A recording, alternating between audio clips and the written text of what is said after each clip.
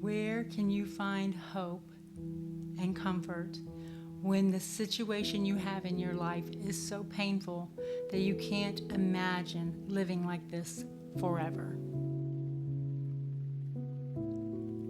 Hi, I'm Gina with Hope and Cope. This is my Bible study series on the Serenity Blueprint. This is what I use to stay sane. I developed this during the years of my husband's addiction, and it has served me well. The Serenity Blueprint is a 4-step process, and I have an acronym I use called CALM.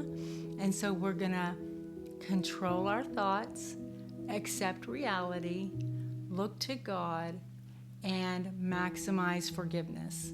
And today we're going to talk about step 3, which is look to God. In last week's video, we talked about how we can make really bad choices. We can make some bad mistakes when there are parts of our life, our reality that we cannot accept. Today, I'm going to share a major key that really helped me to accept unthinkable circumstances in my life. So I recognized that God loved me, God was for me, and God would never leave me. Those 3 things, I said them over and over and over to myself all through those years. And anytime I still need to have an anchor in my life to grasp, to hold on to keep from being swept out by the storm, I say God loves me, God's for me, and God will never leave me. And that has always kept me through the hardships of my life. Unfortunately, the devil will try to tell you those things are not true. And when bad situations occur, when terrible circumstances occur, the devil will point to that as evidence that God does not love you. But that is not true. You have to stand on God's word, what the Bible declares about you and about God, and do not let circumstances dissuade you from the truth. I honestly hope that in your life, when bad situations come, that there's just a complete turnaround. If it's financial, that you have a financial breakthrough. If it's health related, that you have a miracle of a healing. If it's relationship issues, that those relationships will be 100% mended. But I can't promise you any of that. I can't. But what I can promise you is that God loves you.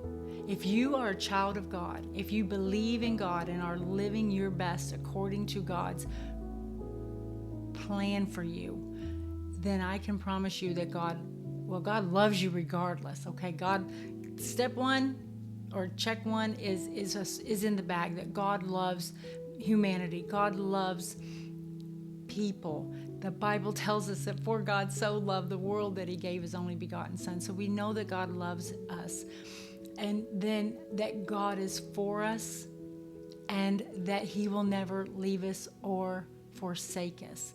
Those things can get you through your deepest, darkest night of seeking and searching and struggling. I think sometimes we just have to ask ourselves, are we ready to let God be God in our life? Or do we want to try to dethrone God and actually be the God of our own life and make our own destiny? I don't trust myself. I would rather put myself in the hands of the true living God than to ever think that I can do better than what God can do. I have a multitude of personal testimonies. But I can say that through all the years of my husband's addiction, I prayed and prayed and prayed for a complete restoration, that he would no longer be an active alcohol user, and that our lives could go back to some kind of normalcy. But instead, what God actually did for me is He just gave me a daily reprieve from the weight of the circumstances. And then when things got worse, when Rob had his accident where he was paralyzed, God had been preparing me through that daily reprieve during the addiction years. He was preparing me to be ready, to be strong enough to handle the reality of now having a husband that is a quadriplegic. As the weeks passed after Rob's accident and the extent of his limitations were becoming more clear, I realized that there were dreams that had died, and there were marital longings that would not be fulfilled. But God was faithful to me. He would never leave me or forsake me, and that was enough every day, each and every day, to give me the hope I needed to build a new normal, to endure the loss, the heartache, the sorrow, and just realize God was enough. I mean, we just have to ask ourselves, is God enough? And if He's not enough, that's the first step, is trying to work in our own heart and say, God is enough. God is all I need. And then once you determine that, kind of the rest, I don't want to say it just works itself out. It's a daily walking in it. But that foundation is laid, and it's so much easier to build on that foundation.